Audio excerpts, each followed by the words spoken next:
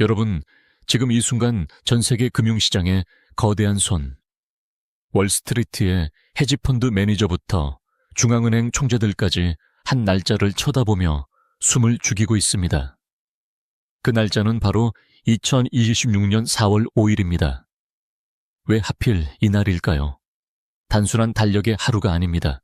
이날은 마치 금융시장의 DNA에 각인된 위험한 기억이자 동시에 새로운 충격이 시작될 수 있는 도화선이 될 수 있는 날입니다.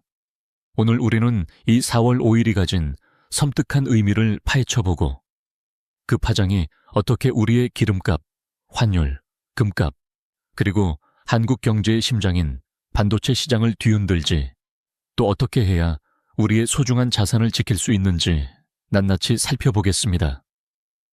이 이야기는 단순한 경제 예측이 아닙니다.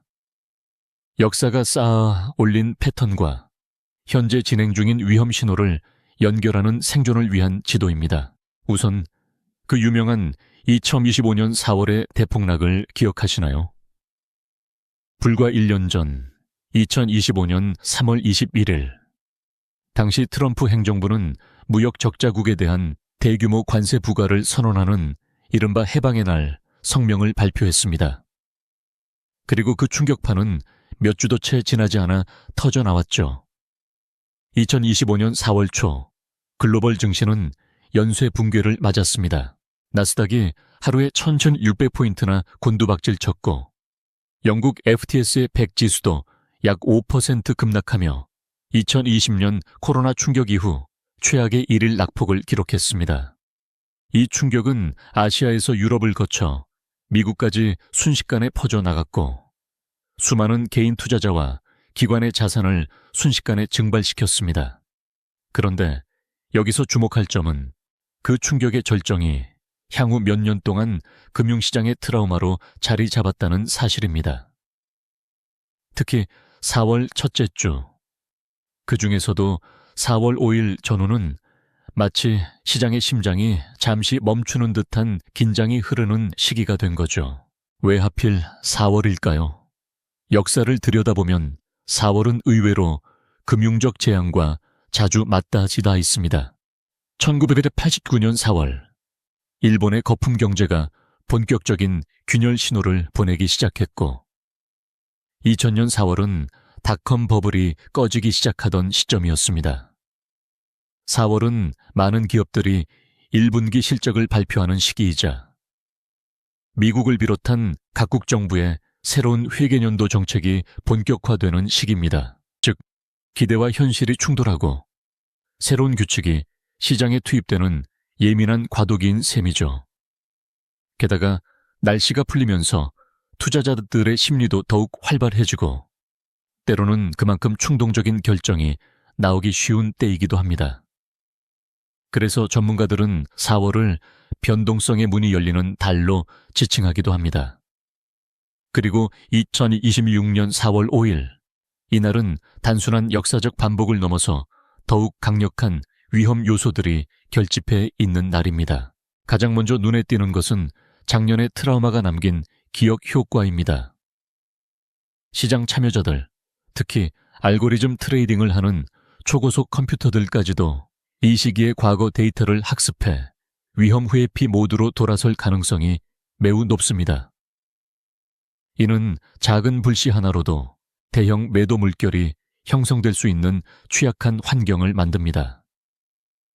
하지만 진짜 위험은 이 과거의 기억이 아니라 현재 진행형인 몇 가지 거대한 폭탄들에 있습니다. 그 첫 번째가 바로 기름값, 즉 유가입니다. 지금 중동의 하늘은 다시 한번 전운이 감돌고 있습니다. 이란과 미국 간의 긴장이 최근 몇 년 사이에 가장 높은 수준으로 치달았죠. 세계 경제 포럼의 2026년 글로벌 리스크 보고서는 이란 미국 간 충돌을 최상위 리스크로 꼽으며 이로 인한 유가 급등이 전 세계적인 공급망 붕괴와 인플레이션 재점화를 불러올 것이라고 경고했습니다. 호르무즈 해협이라는 세계 석유 수송의 대동맥이 위협받는 상황에서 배럴당 오일 가격이 150달러, 200달러를 넘보는 상황은 결코 공상이 아닙니다. 만약 4월 초 이러한 지정학적 긴장이 고조되는 소식이 전 세계에 터진다면 어떤 일이 벌어질까요? 유가는 수직 상승할 것입니다. 그리고 이는 모든 물가의 기초가 되는 에너지 인플레이션을 폭발시킵니다. 기름값 폭등이 가져오는 첫 번째 직격탄은 당연히 환율 시장입니다. 특히 우리나라처럼 에너지 수입 의존도가 한 국가는 그 충격이 더욱 큽니다. 원유 수입을 위해 필요한 달러 수요가 급증하면서 원달러 환율은 폭등을 받게 되죠. 최근 틱톡 등 SNS를 통해 유포되고 있는 2026년 대한민국 환율 전망 중에는 월가의 한 시나리오처럼 원화 가치가 크게 약화될 수 있다는 분석도 나오고 있습니다. 여기에 더해 미국 연방준비제도가 고물가와의 전쟁에서 완전히 승리하지 못한 상태에서 유가 인플레이션이 닥친다면 미국의 금리 인하 시기는 더욱 멀어질 수 있습니다. 높은 미국 금리는 다시 강달러를 부르고 이는 신흥국 통화를 포함해 원화를 다시 한번 몰아칠 수 있는 악순환을 만들죠. 일각에서는 원달러 환율이 1,500원이라는 심리적 저항선을 넘볼 수도 있다는 극단적 전망까지 나오고 있는 상황입니다. 이 모든 것이 4월이라는 변동성의 달에 집중되면 환율 시장은 말 그대로 혼란의 극치를 달릴 수 있습니다. 그런데 여기서 한 가지 역설적인 현상이 발생합니다. 바로 금값의 행보입니다.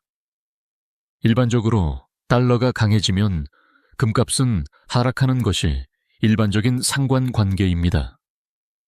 금은 달러로 표시되기 때문이죠. 하지만 지금 우리가 마주할 상황은 그렇지 않을 수 있습니다. 왜냐하면 이번 위기 국면은 단순한 통화정책 문제를 넘어선 신뢰의 위기이기 때문입니다. 유가 폭등과 환율 급등, 그리고 주식시장의 대혼란은 투자자들로 하여금 가장 근본적인 안전자산으로 도피하도록 만듭니다.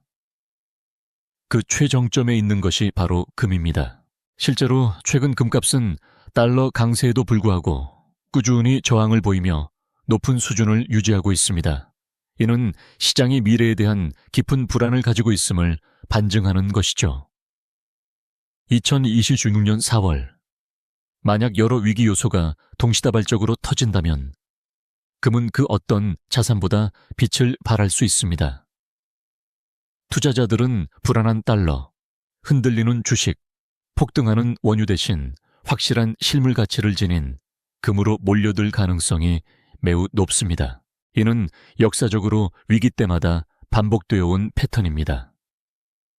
그렇다면 한국 경제의 든든한 버팀목이자 우리 주식시장의 절반을 책임지고 있는 반도체 산업은 이 폭풍을 어떻게 맞이하게 될까요? 여기서 분석은 더욱 복잡해집니다. 반도체 산업은 글로벌 경기에 가장 민감한 사이클 산업 중 하나입니다. 세계 경제가 위축되고 소비자 지출이 줄어들면 스마트폰, 가전제품 수요가 줄고 이는 바로 반도체 수요 감소로 이어집니다. 4월의 경제 위기 공포가 현실화되어 실물 경제를 위축시킨다면 반도체 슈퍼사이클이라는 기대는 한순간에 무너질 수 있습니다. 하지만 동시에 다른 측면이 있습니다. 바로 인공지능입니다. AI에 대한 수요, 특히 고성능 메모리인 HBM에 대한 수요는 세계적 경기 침체가 오더라도 꺾이지 않을 가능성이 있습니다. 오히려 기업들은 어려운 시기를 극복하기 위해 AI 도입을 가속화할 수 있습니다. 문제는 이 두 가지 힘, 즉 전체 반도체 수요의 위축과 AI 관련 수요의 강세가 어떻게 균형을 이룰 것이냐는 점입니다. 또한 환율 폭등은 수출기업인 삼성전자와 SK하이닉스에게는 단기적으로는 환차익이라는 득이 될 수 있지만 장기적으로는 글로벌 경쟁력 약화와 세계 수요 감소라는 더 큰 위험으로 다가올 수 있습니다. 반도체 주식은 4월의 경제 위기 공포에 가장 극적으로 반응하는 자산군 중 하나가 될 것이 분명합니다. 지금까지 우리는 4월 5일이 왜 위험한 날인지, 그리고 그 날을 중심으로 기름값, 환율, 금값, 반도체 시장이 어떻게 얽히고 설키며 대규모 변동성을 일으킬 수 있는지 그 연결고리를 하나씩 풀어보았습니다. 하지만 이 모든 것은 단지 폭풍이 오기 전의 고요함 혹은 징후에 불과합니다. 진짜 중요한 질문은 이렇습니다. 만약 이 모든 것이 현실이 된다면 우리는 어떻게 대응해야 하는가? 우리의 투자 포트폴리오는 어떻게 지킬 수 있는가? 여기서 우리는 역사에서 교훈을 얻어야 합니다. 과거의 위기, 예를 들어 2008년 금융위기나 2020년 코로나 대폭락 때 살아남은 투자자들은 무엇을 했을까요? 그들은 단순히 패닉에 빠져 모든 것을 팔아치우지 않았습니다. 오히려 그들은 위기가 가져오는 구조적인 변화를 읽고 위기 속에 숨겨진 기회를 포착하려 했습니다. 가장 유명한 사례가 바로 워런 버핏입니다. 그는 2008년 위기 때 모두가 두려워하며 달아날 때 오히려 우량 기업들의 주식을 대거 매수하며 미래를 내다본 투자를 했습니다. 그 결과 그의 버크셔 해스웨이는 위기 이후 엄청난 수익을 기록할 수 있었죠. 그렇다면 2026년 4월을 앞둔 지금 우리가 준비해야 할 최소한의 원칙은 무엇일까요? 첫 번째는 바로 다각화입니다. 모든 자산을 한 가지 바구니에 담아두어서는 안 됩니다. 주식, 특히 한 산업이나 한 국가의 주식에 모든 것을 걸었다면 그 위험은 상상 이상으로 클 수 있습니다. 두 번째는 해지입니다. 위험이 예상된다면 그 위험 자체를 보험금 들여두는 것이 현명합니다. 예를 들어 주식 포트폴리오가 있다면 시장이 하락할 때 오르는 상품이나 파생 상품을 소량 보유함으로써 충격을 완화할 수 있습니다. 세 번째는 가장 기본적이지만 가장 중요한 장기적 관점입니다. 시장의 일일 변동성에 휘둘리지 않고 자신이 투자한 기업의 근본 가치를 믿고 버틸 수 있는 여유와 심적 탄력성이 필요합니다. 2025년 4월 대폭락 당시 패닉 매도를 한 투자자들과 버티고 오히려 매수 기회를 노린 투자자들의 결과는 극명하게 갈렸습니다. 하지만 이 모든 전략은 하나의 전제 아래에서만 의미가 있습니다. 바로 현재 어떤 위험 요소들이 도사리고 있는지를 정확히 아는 것이죠. 우리는 아직 가장 중요한 부분을 다루지 않았습니다. 바로 이 복잡한 퍼즐의 마지막 조각, 그리고 이 위기가 단순한 금융적 변동성을 넘어서 실제로 우리의 일상과 경제를 얼마나 깊이 침식할 수 있는지에 대한 분석입니다. 예를 들어 유가 폭등은 단순히 주유소 가격표에 숫자를 바꾸는 것을 넘어서 우리가 먹는 음식값, 이동하는 교통비, 그리고 공장의 생산 비용 전반을 송두리째 흔들어 놓습니다.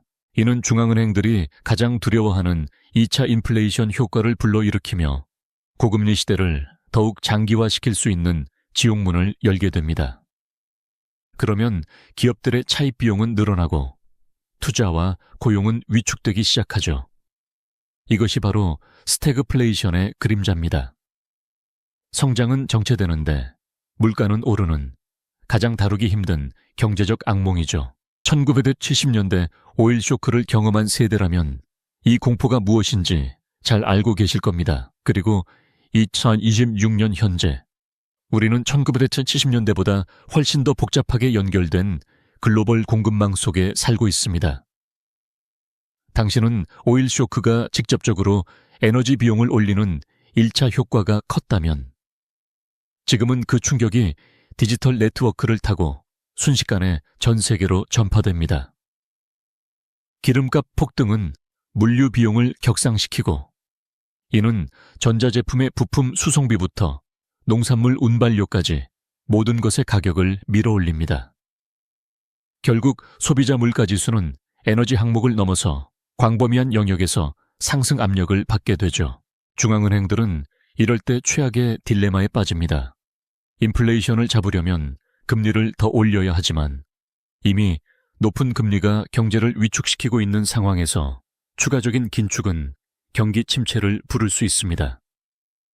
반대로 경기 침체를 우려하여 금리 인에 나서면 오히려 인플레이션은 더욱 달아오를 수 있습니다. 이 불편한 줄다리기 속에서 연준과 우리 한국은행의 한 발짝 한 발짝은 시장을 마비시키거나 폭주하게 만들 수 있는 치명적인 변수가 됩니다. 바로 이 지점이 4월 5일의 공포가 단순한 하루의 변동성을 넘어서는 이유입니다. 그날 발표되는 고용지표는 연준이 이 줄다리기에서 어떤 쪽으로 무게추를 더 둘지에 대한 결정적 단서가 되기 때문이죠. 이제 우리는 이 위협의 고리를 하나의 완전한 시나리오로 연결해 볼 필요가 있습니다. 가상의 시나리오이지만 충분히 현실 가능성이 있는 이야기입니다. 4월 첫 주 중동 정세가 갑자기 악화됩니다. 특정 해상 운송로가 위협받으면서 원유 운송에 대한 안전 프리미엄가 폭등합니다. 동시에 오펙 플러스는 예상보다 강경한 감산 기조를 유지한다고 발표합니다. 국제 유가는 하루 만에 배럴당 $10 이상 급등합니다.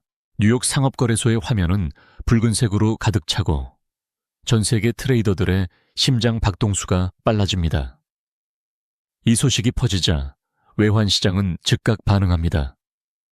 달러는 안전자산으로 도피하는 자금을 끌어모으며 전반적으로 강세를 보이기 시작합니다. 하지만 여기서 중요한 차이가 발생합니다. 유럽과 일본 같은 다른 주요 경제권에 비해 한국 원화는 더 민감하고 격렬하게 반응합니다. 왜냐고요? 한국은 세계 최고 수준의 원유 수입국이기 때문입니다. 유가 폭등은 무역 수지에 즉각적인 악재로 작용합니다. 달러 수요가 급증하면서 원달러 환율은 1,400원, 1,450원을 넘보는 상승 곡선을 그리기 시작합니다. 이러한 환율 폭등은 한국 증시에 이중의 충격으로 다가옵니다. 첫째, 외국인 투자자들은 원화 자산의 가치 하락을 우려하여 한국 주식과 채권에서 자금을 빼내기 시작합니다.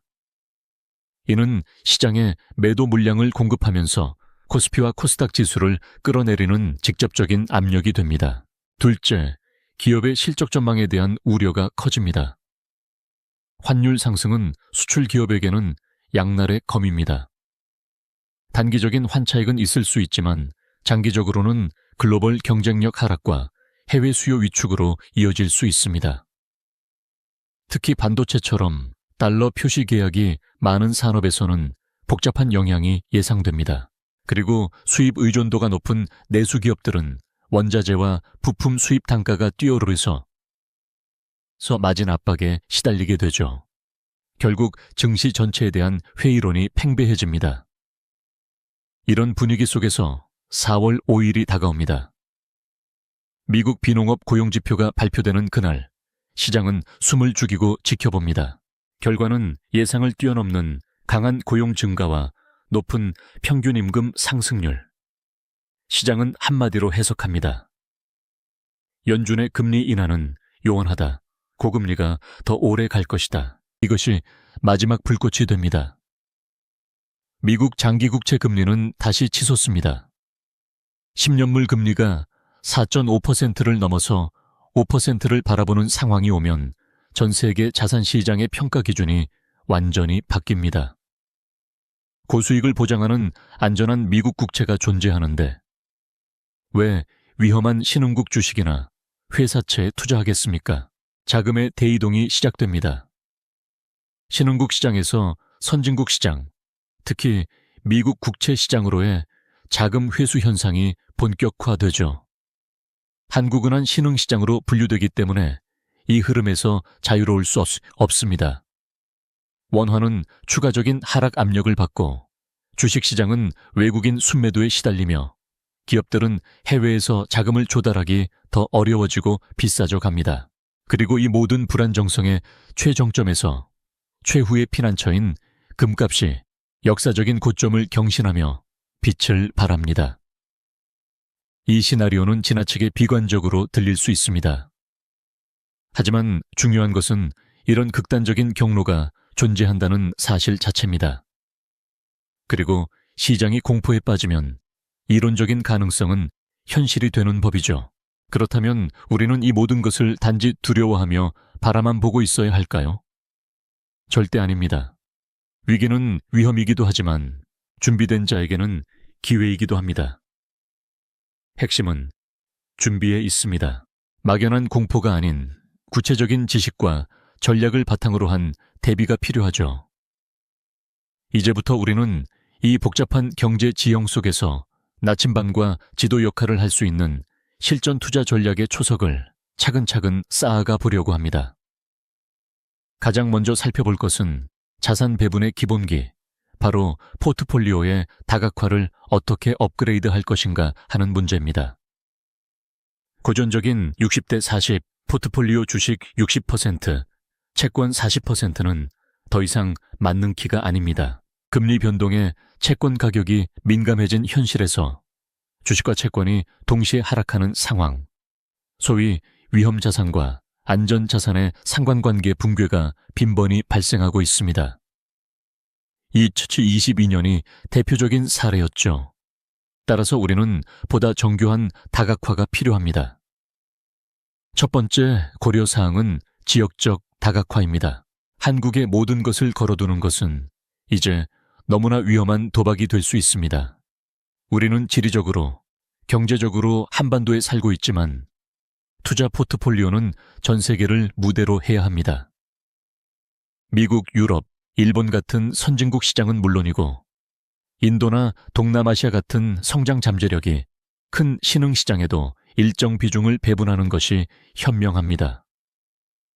특히 미국 시장은 세계 최대의 경제 규모와 가장 깊은 유동성을 가지고 있어 글로벌 위기 때도 상대적으로 탄력성이 높은 모습을 보여준 역사가 있습니다. 두 번째는 자산 클래스의 다각화입니다. 주식과 채권이라는 전통적인 축에 실물 자산의 대표 주자인 금, 그리고 인프라나 부동산에 투자하는 리츠, 그리고 최근 주목받고 있는 대체 자산을 추가하는 것이죠. 여기서 중요한 점은 이러한 자산들이 서로 다른 경제 환경에서 어떻게 반응하는지를 이해하는 것입니다. 예를 들어 인플레이션이 치솟는 환경에서는 실물 자산인 금이나 인프라 주식이 상대적으로 강세를 보일 수 있습니다.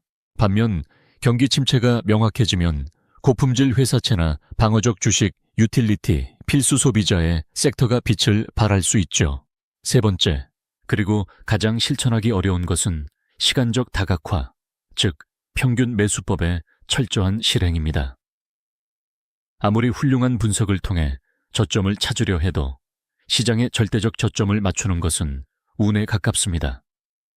대신 정해진 시기에 정해진 금액으로 꾸준히 투자하는 방식은 시장의 변동성 자체를 친구로 만들 수 있습니다. 주가가 떨어질 때는 더 많은 주수를 매수하게 되어 장기적으로 평균 매수 단가를 낮추는 효과가 있습니다. 4월에 위기 공포가 현실이 되어 시장이 폭락한다면 이는 오히려 장기 투자자에게는 좋은 매수 기회가 될 수 있습니다. 물론 이는 투자할 여유 자금이 지속적으로 존재하고 투자자의 심리가 흔들리지 않을 때만 가능한 일입니다. 따라서 투자 계획을 사전에 세우고 그 계획을 감정에 휘둘리지 않고 지키는 훈련이 무엇보다 중요합니다. 하지만 다각화만으로는 부족할 수 있습니다. 특히 우리가 예상하고 있는 것처럼 특정 방향성 있는 위험이 집중되는 환경에서는 적극적인 해지 전략을 고려해 볼 필요가 있습니다. 해지란 쉽게 말해 보험을 드는 것입니다. 집에 화재 보험을 드는 이유는 집이 불탈 확률이 높아서가 아니라 만에 하나 그런 일이 발생했을 때 치명적인 타격을 입을 수 있기 때문입니다. 투자도 마찬가지입니다. 포트폴리오의 하방 위험을 제한하는 보험 장치를 갖추는 것이 현명한 선택일 수 있습니다. 가장 일반적인 방법은 파생 상품을 이용하는 것입니다. 예를 들어 한국 시장 전체에 노출되어 있다면 코스피 200 지수 옵션 풋을 매수하는 방식으로 해지할 수 있습니다.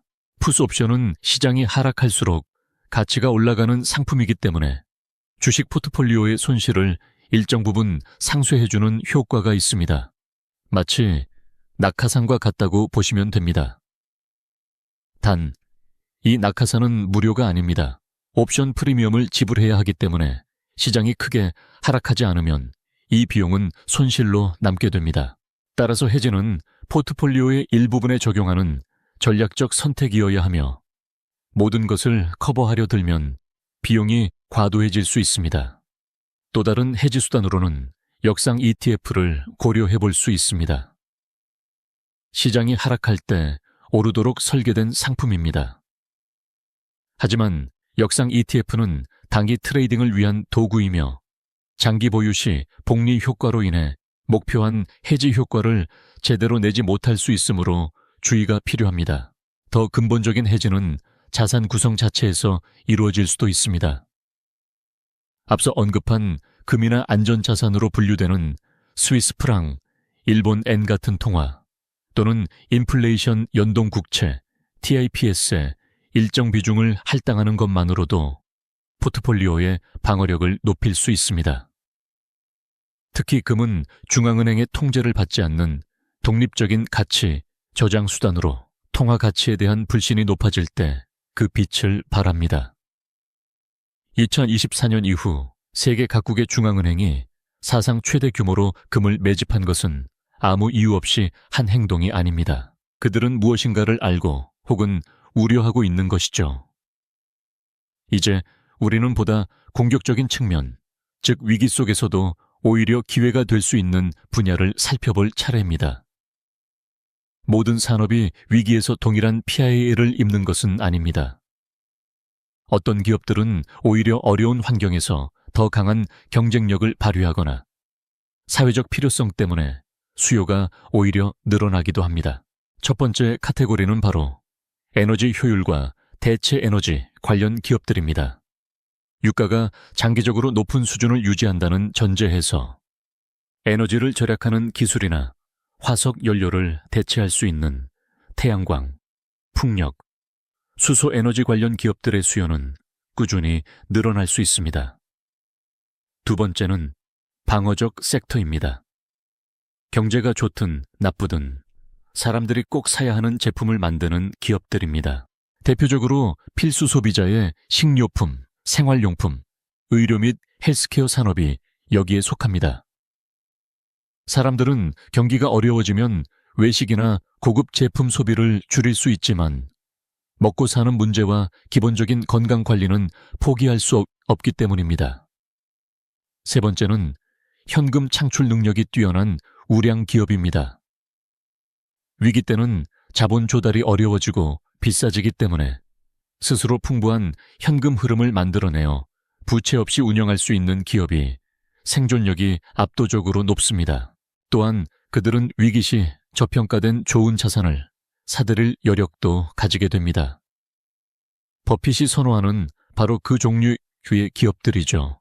그리고 네 번째, 우리가 절대 놓쳐서는 안 될 부분은 기술 혁신의 최전선에 있는 기업들입니다. 여기에는 두 가지 관점이 있습니다. 하나는 인공지능으로 대표되는 효율화와 생산성 혁명의 주역들입니다. 기업들이 경기 침체 속에서 살아남기 위해 가장 집중하는 것이 비용 절감과 효율 향상입니다. AI는 바로 그 해답을 제공할 수 있는 도구입니다. 따라서 진정한 AI 인프라와 핵심 기술을 가진 기업들의 수요는 경기 사이클을 일부 초월할 가능성이 있습니다. 다른 하나는 경제적 패러다임의 변화 자체를 주도하는 기업들입니다. 역사를 돌아보면 대규모 경제 위기 이후에는 사회와 경제 시스템의 근본적인 결함이 드러나고 이를 해결하기 위한 새로운 비즈니스 모델과 기술이 떠오르는 법입니다. 2008년 금융위기 이후 핀테크의 부상이 좋은 예입니다. 현재 우리가 마주하고 있는 에너지 문제, 공급망 취약성, 고령화 문제 등을 해결할 수 있는 솔루션을 가진 기업들은 장기적으로 가장 큰 승자가 될 수 있습니다. 하지만 여기서 한 가지 명심해야 할 점이 있습니다. 위기 속 기회를 포착하는 것은 말처럼 쉽지 않습니다. 가장 유망해 보이는 섹터라도 개별 기업의 재무 건전성, 경쟁력, 가치 평가를 꼼꼼히 따져보지 않으면 오히려 큰 손실을 볼 수 있습니다. 예를 들어 유망한 AI 관련 스타트업에 투자했지만 그 기업이 현금이 바닥나서 위기를 버티지 못하고 도산한다면 그 투자는 회수 불가능한 것이 됩니다. 따라서 기회에 투자할 때는 품질에 더 주목해야 합니다. 부채 비율이 낮고 영업이익률이 안정적이며 시장에서 확고한 경쟁 우위를 가진 기업을 선별하는 작업이 필수적입니다. 또한 그 기업의 주가가 이미 미래의 성장을 과도하게 반영하고 있지는 않은지, 즉 주가 수익 비율이나 주가 장부 가치 비율 같은 가치 평가 지표가 합리적인 수준인지도 확인해야 합니다. 위기 시장에서는 좋은 기업도 함께 떨어지기 때문에 오히려 합리적인 가격에 우량 기업을 매수할 수 있는 기회가 열리곤 합니다. 지금까지 우리는 4월 경제 위기의 가능성과 그 파급 경로, 그리고 이를 대비하기 위한 기본적인 투자 철학과 전략의 틀에 대해 살펴보았습니다. 다각화, 해지, 장기적 관점, 그리고 위기 속 기회 포착. 이 네 가지 기둥은 어떤 경제 환경에서도 투자자의 등대 역할을 해줄 기본 원칙입니다. 하지만 이론을 아는 것과 실전에서 적용하는 것은 완전히 다른 문제입니다. 특히 감정이라는 변수가 개입되면 아무리 훌륭한 계획도 순식간에 무너지기 쉽상이죠. 2020년 3월 코로나19로 인한 대폭락 당시 많은 개인 투자자들이 공포에 사로잡혀 저점에서 주식을 팔아치웠습니다. 그러나 그 후 시장은 V자 반등을 하며 역사상 가장 강력한 불황기를 기록했죠. 그들이 겪은 손실은 시장의 폭락 때문이 아니라 공포라는 감정에 휘둘린 자신의 결정 때문이었습니다. 따라서 우리는 이 위기 시나리오를 대비하는 마지막이자 가장 중요한 단계로 투자자 자신의 심리와 행동을 점검하고 관리하는 방법에 대해 깊이 들어가 볼 필요가 있습니다. 이를 행동금융학의 관점에서 접근해 보겠습니다. 인간은 본능적으로 손실을 회피하려는 강한 성향을 가지고 있습니다. 연구에 따르면 같은 금액의 손실과 이득을 비교했을 때 손실로 인한 고통은 이득으로 인한 기쁨보다 심리적으로 2배나 크게 느껴진다고 합니다. 이하의 손실 회피 편향은 시장이 폭락할 때 이성을 잃고 매도하게 만드는 주된 원인입니다. 또 다른 위험한 편향은 군중 행동입니다. 주변 모두가 팔고 있다는 소식에 아무런 분석 없이 그 흐름에 편승하게 되는 것이죠. 그리고 확증 편향은 자신의 잘못된 판단을 고수하게 만듭니다. 예를 들어 주식을 샀는데 가격이 하락하기 시작하면 오히려 이 주식이 왜 좋은지에 대한 정보만 찾아보고 위험 신호는 무시하는 경향이 생깁니다. 이러한 심리적 함정에 빠지지 않기 위해서는 무엇보다도 계획의 사전 수립이 중요합니다. 서두에서도 말씀드렸지만 지금 바로 이 순간 시장이 평온할 때 당신의 행동 강령을 작성해야 합니다. 만약 코스피 지수가 15% 하락한다면 나는 어떤 종목을 얼마나 추가 매수할 것인가? 혹은 환율이 1,500원을 돌파한다면 해외 자산 비중을 얼마로 조정할 것인가? 와 같은 구체적인 시나리오와 행동 규칙을 미리 정해두는 것이죠.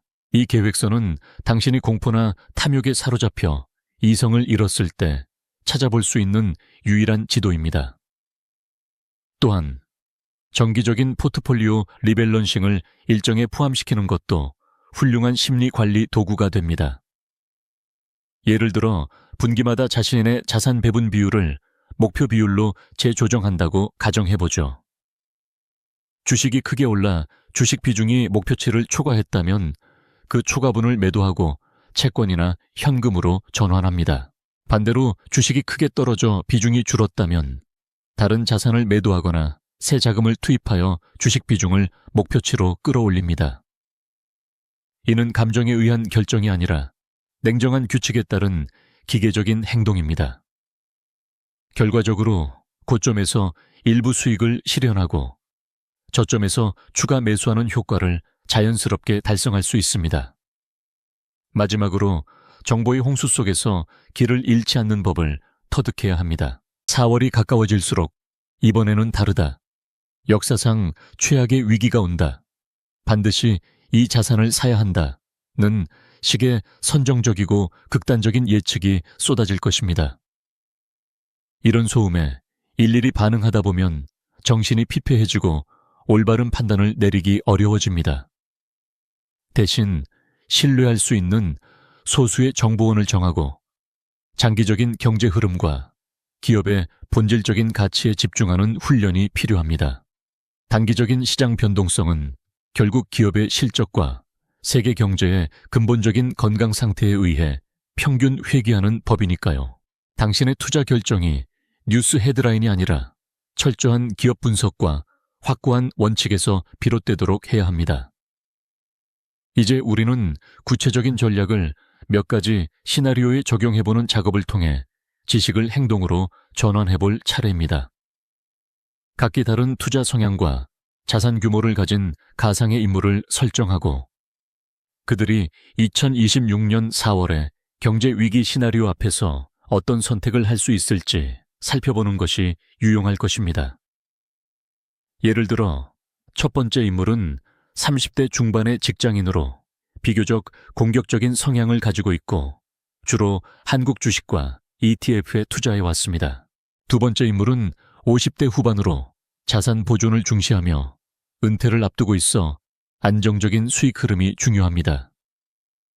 세 번째 인물은 20대 후반의 젊은 투자자로 투자 기간이 길고 위험 감수 능력이 높지만 자본은 많지 않습니다. 이 세 사람이 마주한 위협은 동일하지만 그들의 대응 전략은 확연히 달라져야 합니다. 먼저 30대 중반의 공격적 투자자부터 살펴보겠습니다. 그의 가장 큰 자산은 국내 증시 ETF와 일부 개별 성장주입니다. 그의 핵심 목표는 위기 속에서도 장기 성장 동력을 확보하는 것이므로 당위 변동성에 휘둘리지 않는 것이 중요합니다. 그의 구체적인 실행 계획은 이렇습니다. 우선 그는 이미 보유한 반도체 및 AI 관련 ETF를 중심으로 시장이 공포에 빠져 일시적으로 과매도된 구간을 노려 추가 매수할 구매 리스트를 미리 작성해둡니다. 예를 들어 특정 반도체 ETF가 52주 저점 아래로 떨어지거나 거래량이 폭증하면서 가격이 급락하는 날이 연속되면 정해진 금액만큼 단계적으로 매수하는 전략입니다. 동시에 그는 위기시 높은 변동성을 해지할 수단으로 약간의 현금 비중을 유지합니다. 이 현금은 절대 손실을 참지 못해 주식을 팔아야 하는 상황을 막기 위한 완충제 역할을 합니다. 또한 그는 환율 급등 시 해외 자산 기회를 포착하기 위해 미국 시장의 관격지수 ETF에 대한 관심을 유지할 것입니다. 만약 원화 가치가 급락해 달러 자산 매입 비용이 높아진다면 오히려 국내 수출주 중에서 달러 수익 비중이 높은 기업들에 집중하는 전략으로 선회할 수도 있습니다. 그의 행동 강령에는 절대 공포에 팔지 않는다는 원칙이 가장 크게 적혀 있을 것입니다.